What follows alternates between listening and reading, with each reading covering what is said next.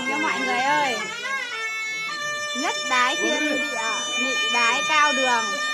Đấy, chú rể đang làm cái nghi lễ bái đường mà.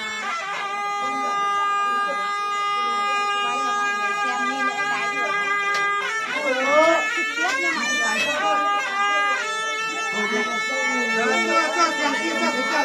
Bái đường của người Dao đỏ nha mọi người ơi.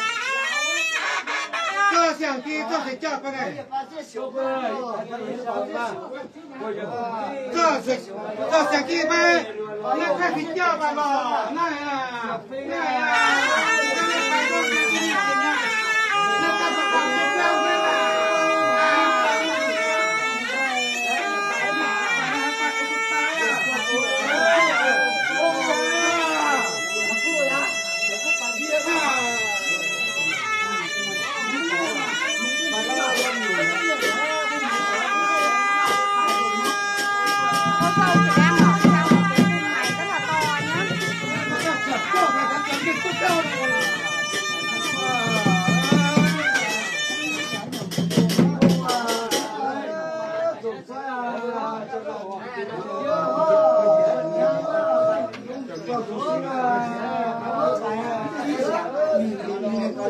Nên toàn phải một từ hộp tiếp hiểu lao nữa bài nào nữa là hộp tiếp như nào nhưng mà bái tiếp này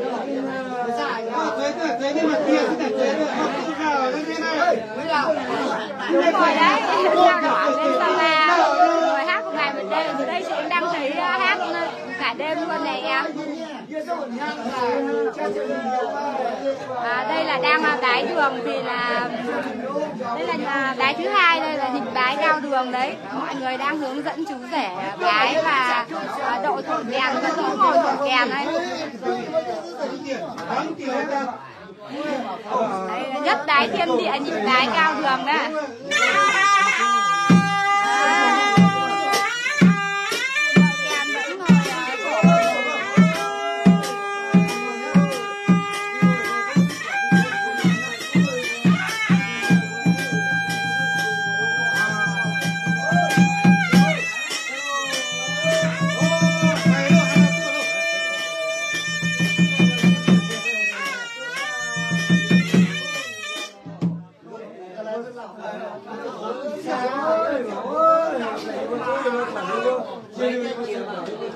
Chắc dự là bà bái khoảng tầm nửa tiếng nữa.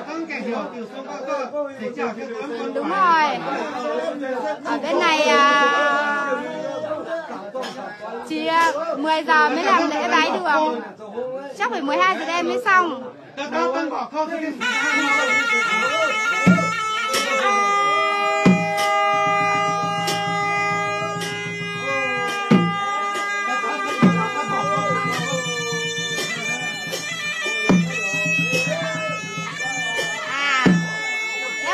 Xe bên Sapa. Ở bên này họ mổ 11 con lợn và một con trâu. Đấy, bây giờ chị vẫn đang ở đây để quay cái nghi lễ bái đường của người Dao cho mọi người xem vào nửa đêm như thế này đây.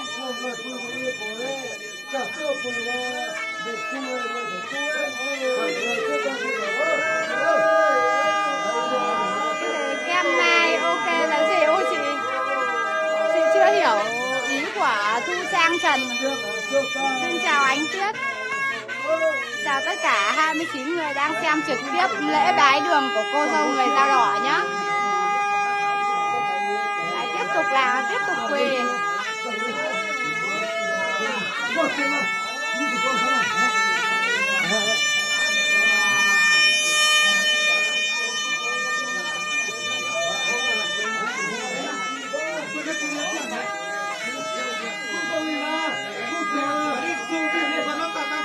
Đấy, chú rể và cô dâu vẫn cứ tiếp tục che mặt để quỳ lại đám phong quấn.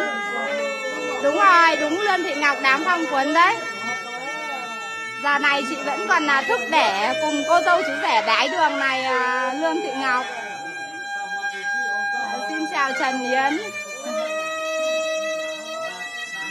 Tầm này mọi người nghe thấy tiếng kèn hỉ, mọi người thấy có phê không? Cô dâu thì vẫn ở trong một cái khung chụp. Xin chào bé Mẩy.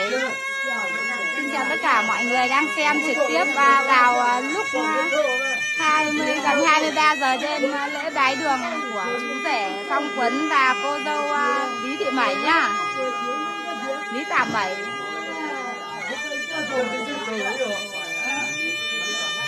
Xin chào Tráng A Thiên. Xin chào anh Thư. Xin chào anh Tiết. Xin chào tất cả mọi người đang xem phát trực tiếp của nhà áo cưới Thái Toàn nhé.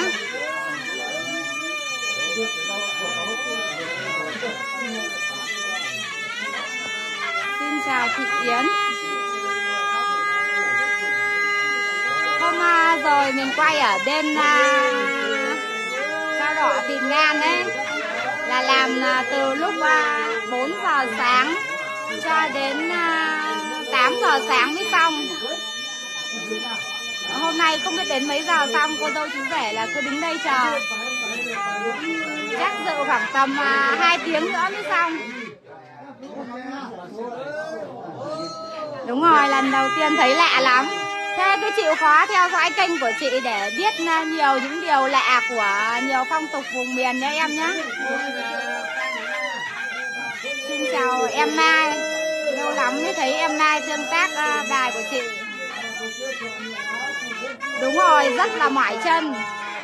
Tráng A Thiên ơi, mỏi chân lắm. Cô dâu chú rể đứng 2 tiếng rồi đấy. Xin chào Lê Dương. Đấy, cô dâu chú rể đều phải che kín mặt để bái đường nhá, không được ai lộ mặt. Xin chào Nga Hoàng. Xin chào tất cả mọi người đã thức vào giờ này để xem cô dâu chú rể bái đường của người Dao Đỏ Bát Sát nhé.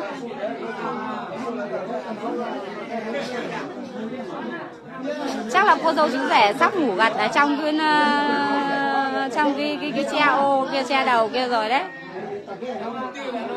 Xin chào Thanh Thanh, xin chào Su Lúc, Phan Su, Cô Lúc. Ui dồi ôi, dài quá.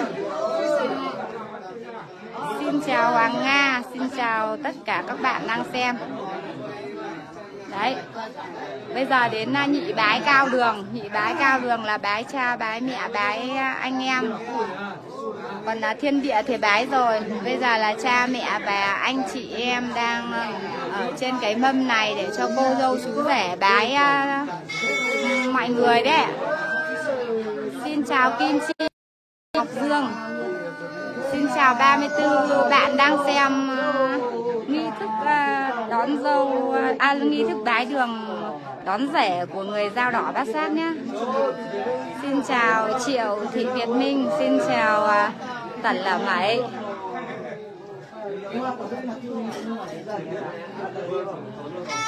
Đúng là như thế mà, nhưng mà nghe quen thì thấy bình thường. Lần đầu chị cũng thấy sợ, nhưng mà chị nghe quen rồi chị thấy gặp sự cố rồi. Hiện tại bây giờ mạng ở trên này rất là kém. Mình đang đi nhờ mãi một